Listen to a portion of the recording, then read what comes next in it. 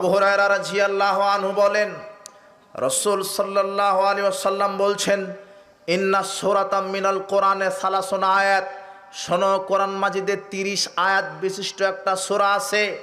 শাফাত লিরাজুলিন, এক ব্যক্তির জন্য সুপারিশ করেছিল। ব্যক্তিকে আল্লাহ জাহান্নামে দিবেন, কিন্তু ওই সূরাটা আল্লাহর সাথে ঝগড়া শুরু করে দিয়েছে। আল্লাহকে বলছে, আল্লাহ না জান্নাত দেন, আল্লাহ জান্নাত দেন, এ আমাকে তেলাওয়াত করতো, আল্লাহ জান্নাত দেন। রাসূল সাল্লাল্লাহু বলছেন, শাফাত লিরাজুলিন হাত্তা গুফিরা লাহু, অবশেষে ওই একটা সূরার সুপারিশ কবুল করে আল্লাহ তাকে জাহান্নাম থেকে বাঁচিয়ে জান্নাত দিলেন। ওয়াহিয়া তাবারাকাল্লাযী বিয়াদিল মুলক, সেই সূরাটার নাম হচ্ছে সূরাতুল মুলক। সুবহানাল্লাহ। সূরা মুলক যদি আপনি দিনে রাতে তেলাওয়াত করেন, এই সূরা মুলক আপনাকে সুপারিশ করে কোথায় নিয়ে যাবে? জান্নাতে। পড়বেন কখন? ব্যস্ততা।